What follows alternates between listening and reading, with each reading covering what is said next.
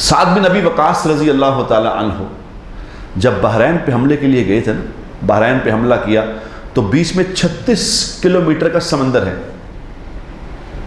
36 kilometre का समंदर है।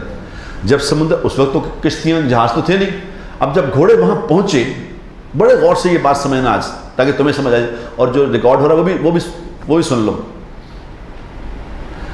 तो वहाँ जब आगे समंदर आ गया, 36 किलोमीटर आगे जाना है, अल्लाह के नबी का हुक्म है, वहाँ पहुँचो तो जाना है, अब क्या करें? तो साद बिन अबी वक़ास ने क्या किया था, ये नहीं कहा कि चलो चाहिए था उनको कि वो कहते भी कश्तियाँ तामीर करो, बड़ा जहाज़ बनाओ, इसमें से गुजरें।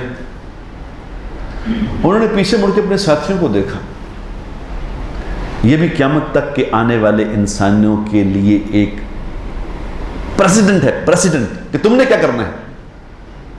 उन्होंने अपने साथियों को मुड़ के देख के ये कहा कि भाई बात सुनो, मेरी फौज बात सुनो, तुम में कोई कबीरा गुनाह वाला तो नहीं है, कोई ऐसा तो नहीं है जो कबीरा गुनाह करता है, ये बताओ। और साथ ये कहा अगर कोई करता है तो तौबा कर ले, अगर किसी ने कबीरा गुनाह किया है तो तौबा कर ले, कोई है ऐसा?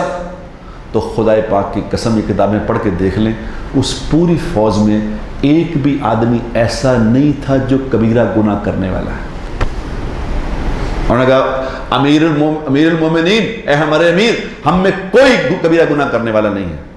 उन्होंने कहा बस फिर घबराने की ज़रूरत नहीं है, मेरे पीछे पीछे तुम भी घोड़े समुद्र में डाल दो, मेरा घोड़ा आगे जाएगा, तुम पीछे डालना।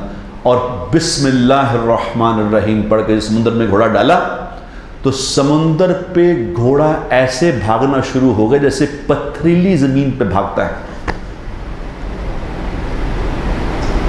वो सहाबा कहते हैं खुदा की कसम हमारे घोड़े ऐसे भाग रहे थे जैसे पत्थर पे भाग रहे, पानी के ऊपर भाग रहे। अब वो 36 किलोमीटर पानी पे भागते भागते जब वहां बहरैन पहुंचे तो बहरैन पे लोगों ने, जो वहां फौजी आई खड़ी थी, उन्होंने देखा कि समुद्र पे घोड़े भागते आ रहे हैं,